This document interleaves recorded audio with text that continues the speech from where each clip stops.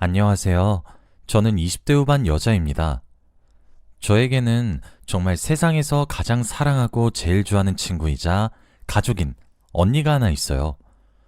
저보다 3살 많은 언니는 지금 30대 초반의 나이입니다.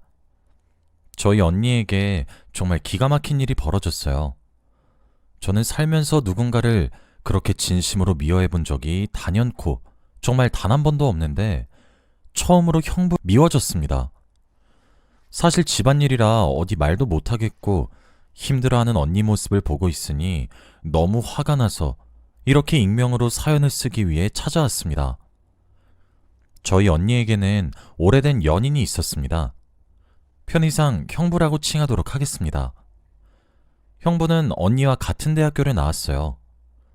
보통 대학교를 다니면 국가장학금으로 학비와 생활비를 충당하는 사람들이 있잖아요. 그런 사람들이었어요. 부유한 것은 꿈을 꾸지도 않을 정도로 가난한 집안의 장남이었죠. 언니와는 학생회 일을 하다가 만난 사이였는데 형부 얼굴이 진짜 잘생겼습니다. 저희 언니도 엄청 이뻐요. 두 사람은 대학생이었고 그래서 그런지 사랑에 빠지는 것은 운명적이었죠. 언니와 형부는 그렇게 오랜 시간을 사랑했습니다. 사실 저희 집 엄청 부유해요. 저희 아버지가 무역업을 하시고 계시거든요. 젊은 시절부터 이리 뛰고 저리 뛰어서 중국이랑 일본에 수출하는 그런 일을 하고 계십니다. 그렇게 작은 회사를 하나 굴리고 계시는데 아무래도 다른 나라를 상대하는 회사라 그런지 저희 회사는 코로나가 격상해서 경제에 타격을 입었을 때도 오히려 잘 벌었습니다. 그 회사를 저와 언니가 함께 물려받았어요. 언니의 직급이 저보다 높긴 하지만 말이에요. 하지만 사업에 재능이 더 뛰어난 것도 언니니까 저는 아무런 불만이 없습니다. 그런 집안에서 자고 나란 저희 자매는 20대 초창기, 남들은 알바해서 돈을 벌던 시절에도 여유로운 지갑 사정을 자랑했어요. 언니도 저도 명품 가방을 좋아하기도 하고 아무래도 자매들은 옷이나 가방, 신발 이런 것들을 함께 공유해서 쓸 수 있잖아요. 그래서 그런지 많은 것들을 공유하며 지냈고 저희는 20대 시절부터 부티가 좀 흘렀습니다. 대학 입학을 축하한다는 의미로 저희 아버지가 언니와 제게 입학 선물로 자동차를 한 대씩 뽑아주실 정도의 재력은 가지고 있었어요. 언니는 그런 여유로운 집안에서 태어난 장녀인 것도 모자라 얼굴도 무척이나 예뻤어요. 온갖 남자들이 언니에게 구애했는데도 언니는 형부를 선택했죠. 가진 것이라고는 건강한 몸뿐인 그런 사람을 말이에요. 저는 의아했습니다. 그런데 언니는 형부를 선택한 이유를 말해주더군요. 현지야, 내가 그 사람 선택한 것은 가진 것이 없어서가 절대 아니야. 다른 남자들과 그 사람은 달라. 그 사람은 내가 가진 것에 질투하지도 않고 정말 온전히 자신의 최선을 다해서 나한테 사랑을 주는데 난 그게 너무 좋아. 그러니까 너도 이쁘게 봐. 응? 라고요. 언니의 말에 따르면 자격지심도 없이 올고지 언니 한 사람 그대로 바라봐주는 것이 너무 좋았다고 하더군요. 두 사람은 그렇게 7년이란 시간 동안 연애를 했어요. 솔직히 언니가 그 사람을 거의 업어 키우다시피 했습니다. 어딜 가서든 공주 대접을 받다 못해 왕비처럼 다스리고 살아도 괜찮을 팔자를 타고난 언니가 뭐가 그리 잘난 놈도 아닌 형부에게 그렇게 쩔쩔매고 하나씩 다 챙겨주고 쥐어주는지 저는 당최 이해할 수가 없었습니다. 두 사람은 결혼을 하려고 했고 당연히 저희 집안에서 반대했습니다. 그도 그럴 것이 형부 쪽 조건이 너무너무 기울었어요. 가진 것이 없는 것만으로도 결혼을 할까 말까 망설여지는데 집안에 빚도 있고 형부가 장남이었고 홀어머니의 동생들도 줄줄이 2명이나 있었죠. 남의 집 가장은 빼오는 것이 아니란 말이 있었지만 언니가 강하게 결혼을 밀고 나갔고 그렇게 두 사람은 결국 결혼을 했어요. 자식을 이기는 부모는 없으니까요. 당시 언니가 먼저 아버지 회사에서 일을 하고 있었고 언니가 결혼을 올린 바로 다음에 제가 아버지 회사에서 업무를 배웠어요. 하지만 저는 이전부터 언니가 아버지의 회사를 이끄는 것에 더 소질이 있다고 늘 생각하고 있었고, 밑바닥에서부터 차근차근 배워보고 싶다는 욕구를 떨칠 수가 없었습니다. 그래서 아버지와 언니에게 사원부터 하고 싶고, 가족이란 사실을 숨기면서 정말 혹독하게 배워야 언니와 비등하게 회사를 경영할 수 있다고 건의를 했고, 부모님과 언니는 그런 저를 흐뭇하게 바라보며 기특하다고 말을 해주었습니다. 그렇게 저는 사원으로 입사를 하게 되었습니다. 직원들 아무도 모르게 저는 사원으로 녹아들었습니다. 그렇게 차근차근 일을 배우고 있었어요. 저와 함께 일을 시작한 입사 동기인 여자가 하나 있었습니다. 저와 나이도 동갑이었고 공통점으로 함께 입사한 사람이라 그런지 그 사람도 저도 서로에게 많이 의지했죠. 그 여자는 김진주라는 이름을 가지고 있었어요. 그리고 이름만큼이나 얼굴도 정말 이뻤죠. 또 저희 회사에서는 형부도 일을 하고 있었어요. 아무래도 저희 집안 가업이다 보니까 아직 신혼밖에 안 되어서 중요한 일을 맡기거나 하진 않았지만 책임자 정도의 직위는 저희 아버지가 쥐어주셨었거든요. 마누라한테 기대고 살지 말고 네가 쓸 돈은 네가 벌라고 하면서요. 형부도 제가 가족을 모른 척하고 있다는 사실을 잘 알고 있었습니다. 그래도 저는 회사를 운영하는 운영진의 딸이었고 진주는 일반 사원이었죠. 제가 운영진의 딸이라는 사실이 밝혀졌을 때 진주가 배신감을 받거나 상처를 받거나 할까 싶어서 처음엔 거리를 두려고 노력을 했으니 싹싹한 진주 성격 덕에 결국 우린 친해졌습니다. 그래도 제가 회사에서만큼은 조심해달라고 진주에게 단단히 일러뒀기 때문에 회사에서는 서로 존댓말을 했고 퇴근을 하고 나면 전화도 하고 맥주도 마시고 그렇게 지냈어요. 그러다 어느 날 금요일 야근을 끝내고 진주와 함께 술을 마시고 있었어요. 곱창에 소주를 먹고 있는데 진주가 그날따라 참 많이 마신다 싶더군요. 진주가 그렇게 술에 쩔어 몸도 잘 못 가눌 듯 굴어버리니 제가 정신이 바짝 차려졌어요. 그런데 진주가 그때 제게 딸꾹질을 하며 털어놓고 싶은 비밀이 있는데 지켜달라고 하더군요. 자신이 너무 힘든데 털어놓을 사람이 없다고 하면서요. 저는 진주에게 무슨 커다란 일이 생긴 건가? 걱정되는 마음에 무슨 일이 있어도 너의 편이 되어주겠다고 이야기를 하며 손을 꼭 잡아주었습니다. 그런데 진주가 하는 말은 정말 상상을 초월하더군요. 현지야, 나 사실 애인이 있는데 애인이 유부남이야. 진주야, 너 뭐라는 거야 얘가? 미쳤어? 당장 헤어져야지. 그래도 현지야, 나보고는 지금 아내랑 사이가 안 좋다고 이혼할 거라니까 조금만 기다려달라고 하더라고. 그런데 요즘 이게 맞는 건가 싶어. 아니 그 사람 또라이 아니야? 지금 가정 있으면서 왜 엄한 처녀를 건드리길? 그 사람 누구야 대체? 완전 미친놈 아니야? 저는 홀짝이며 소주만 마시는 친구 옆에서 길길이 화를 내고 있었어요. 그 사이 술을 조금 더 마신 진주는 취했던 것인지 실실거리며 제게 얘기하더라고요. 사실 네가 아는 사람이다? 뭐라고? 너 설마 우리 회사 사람 만나는 거야? 맞아.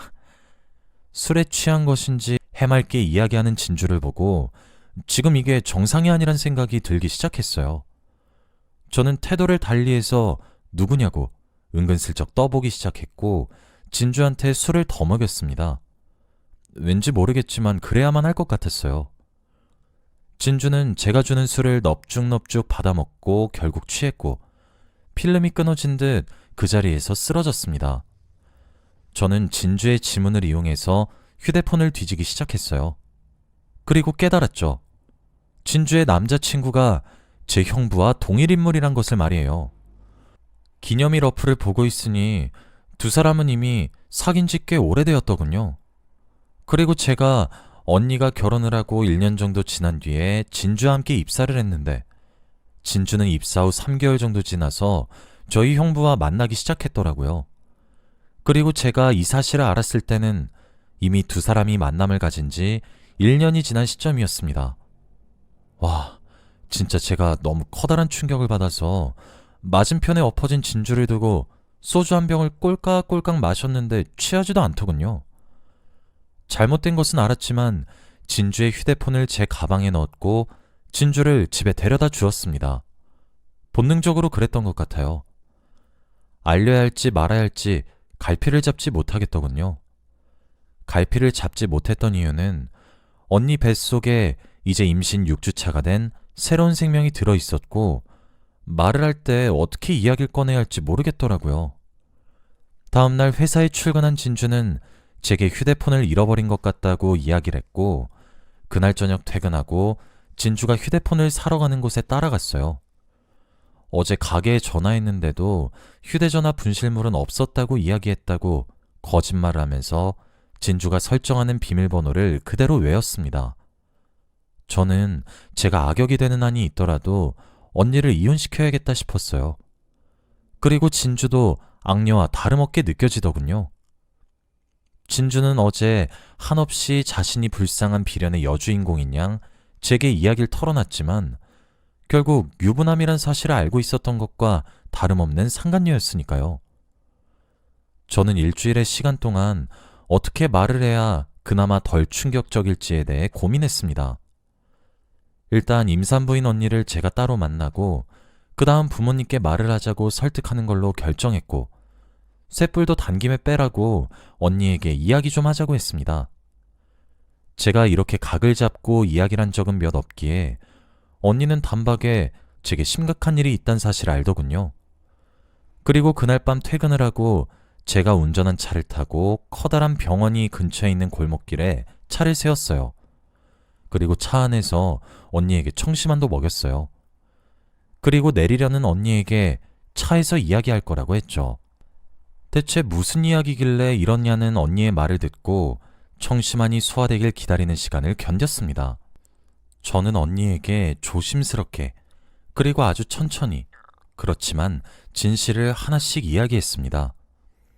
언니는 아무런 말 없이 모든 이야기들을 아주 천천히 듣고 있었고 저는 이야기를 천천히 끝내고 제가 몰래 가방에 넣어서 들고 나온 진주의 휴대폰을 며칠 전 훔쳐본 비밀번호를 넣어 푼 뒤 언니에게 쥐어주었습니다. 갤러리엔 자신의 남편과 자신의 부하 직원이 동영상을 찍은 것들이 수두룩 빽빽했고 그 외에도 둘이서 놀러간 사진, 커플티를 입은 사진, 데이트를 하는 사진 등등 진짜 기가 막힐 노릇이었죠. 제가 그렇게 응급실 근처에 주차를 하고 있었던 것은 매우 다행이었습니다. 청심환을 먹였어도 언니의 스트레스는 극에 달했고 진정하지 못했으며 배뭉침이 왔죠. 언니는 비명을 지르며 배를 잡았고 저는 바로 응급실로 차를 몰아서 언니를 옮겼어요. 언니는 한참을 울었습니다. 늘 강하고 싹싹하고 어딜 가나 주목을 받는 리더였던 언니가 무너지는 모습을 저는 처음 봤어요. 저는 언니에게 말했어요. 이혼하라고 얘기를 했고 내가 이혼을 시키겠다고 이야기했어요. 부모님께도 이야기를 할 것이고 거머리 같은 사돈댁이나 양심 없는 형부나 내가 지옥까지 쫓아가서 벌 주겠다고 언니에게 약속을 했고 다짐을 했죠. 언니는 제 말에 대꾸도 하지 않고 입을 틀어막으며 엉엉 울기만 했습니다. 진짜 손이 부들부들 떨렸어요. 결국 언니는 유산의 위협이 느껴져 병원에 입원하게 되었고 언니를 입원시키고 난 이후 본가로 들어왔어요. 언니랑 형부는 여전히 저희 부모님과 저와 함께 합가하고 있었는데 마침 저녁을 먹고 있더군요. 양심도 없이 저희 부모님과 겸상을 처하고 앉아있는 그 낯짝이 진짜 얼마나 두텁던지. 집에 도착하자마자 가방이고 신발이고 다 내던지고 다짜고짜 달려가서 형부 머리채부터 잡았습니다. 저도 정말 가녀린 체구를 가지고 있는데 어디서 그런 힘이 나온 것인지 진짜 머리채를 잡고 흔들었어요. 형부는 정말 속수무책으로 말 그대로 제게 왜 이러는 거냐고 화를 내고 윽박질렀고 저희 부모님 두 분과 집에서 일하시는 도우미 아주머니까지 총 3명이 달라붙어 저를 떼어냈어요. 형부, 아니 형부도 아니지. 야 이 개자식아, 네가 인간이야? 우리 언니가 너한테 이제까지 얼마를 쏟아부었고 얼마나 헌신했으며 너 이거 거머리 같은 짓고서 걷어줬더니 웃어? 웃음냐고! 네가 사람이야? 네가 우리 언니를 두고 어떻게 바람을 펴? 짐승의 울음소리처럼 울부짖는 제 말에 제게 달라붙어 말리려던 부모님의 손길이 떨어져 나갔고 도우미 아주머니는 입을 막았으며 그 자식 얼굴은 새하얗게 그리고 새파랗게 질렸어요. 아니, 처제, 그게 아니라 무슨 오해가 있는 것 같은데 내 말을 좀... 오해? 오해? 너 김진주랑 만난 지 1년 됐다며. 오해? 아내랑 이혼하고 진주랑 결혼하겠다고 청혼도 했다며. 근데 오해? 오해? 부모님은 제게 그게 사실이냐고 물었고 저는 당당하게 제가 훔친 진주의 휴대폰을 보여줬습니다. 부모님은 휴대폰 속을 보고 기겁하셨죠. 형부란 놈은 허겁지겁 다가와서 뺏으려고 하는 걸 제가 기를 쓰고 막았고 그 사이 도우미 아주머니가 경찰에 신고를 했더라고요. 제가 아기였던 시절부터 저를 엄마처럼 키우다시피 하셨던 도우미 아주머니라 그러신지 아주 저희 가족이랑 손발이 척척 맞더라고요. 형부는 집에서 쫓겨났고 부모님과 저는 언니가 입원한 병원으로 달려갔습니다. 언니는 제가 그 난리를 치던 와중에 마음을 굳힌 건지 눈빛이 바뀌어 있었죠. 언니는 그때부터 형부에게 주었던 모든 것을 빼앗아가기 시작했습니다. 언니는 다음날 병원에 만료를 뿌리치고 시댁에 쳐들어갔어요. 사실 그 집도 언니 명의였어요. 하도 언니 시어머니 되시는 분께서 우는 소리를 하셔서 아파트를 언니 이름으로 얻고 그곳에 형부의 여동생 2사람이랑 살게 했죠. 언니는 시댁에 들어가 돈으로 기준선을 나눴고 10만 원 아래의 물건들은 시댁의 것이고 그 이상은 본인의 것으로 나눈 뒤 시댁의 것들은 100리터 쓰레기 봉투에 담아 문 앞에 내놓고 비밀번호를 바꿨습니다. 현관문에 편지 하나 붙여놓고요. 이혼 소송할 거예요. 이제 제 집에서 나가세요. 라고 말이에요. 편지도 아니라 쪽지네요.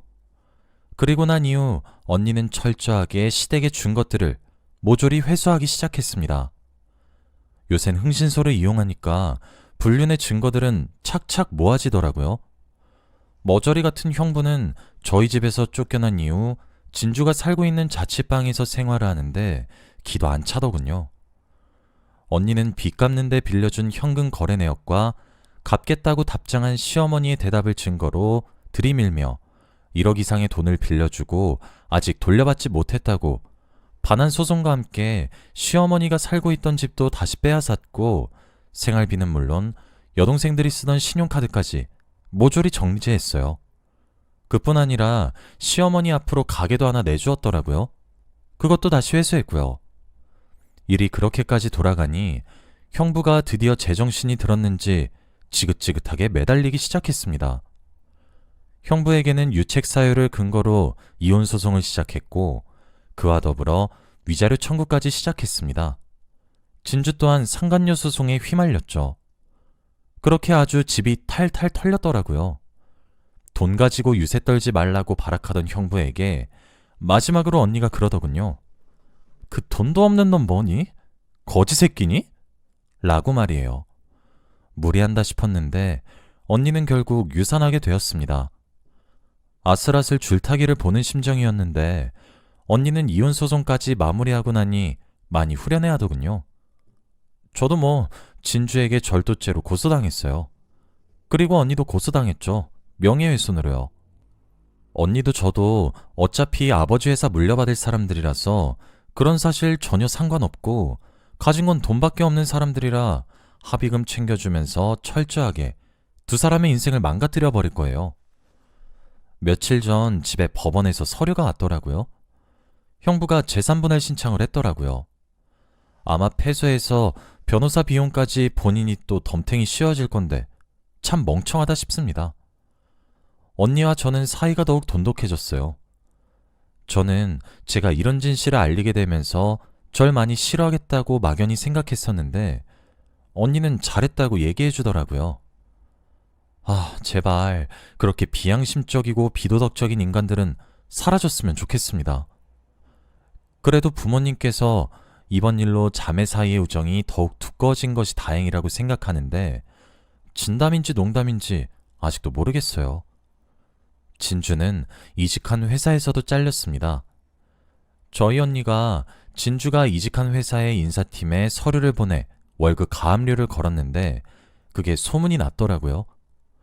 이건 법적인 테두리 안에서 할 수 있었던 조치라 속이 시원했습니다. 형부는 그 나이가 되도록 제대로 된 경력 하나 없으니 중소기업에 들어갔어요. 그리고 그것조차 잘렸죠. 똑같이 가압류가 걸렸으니까요. 진주는 제게, 형부는 언니에게 독해 빠진 거 아니냐고 저주를 퍼붓는데 글쎄요. 저는 악녀처럼 보일지라도 속이 다 후련합니다. 제 하나뿐인 언니를 괴롭히는 사람을 왜 용서를 하나요? 두 사람이 정말 깊이 반성하고 죄를 뉘우칠 때까지 돈질할 좀 해보려고요. 여기까지가 제 이야기였습니다. 긴 이야기 들어주셔서 감사합니다.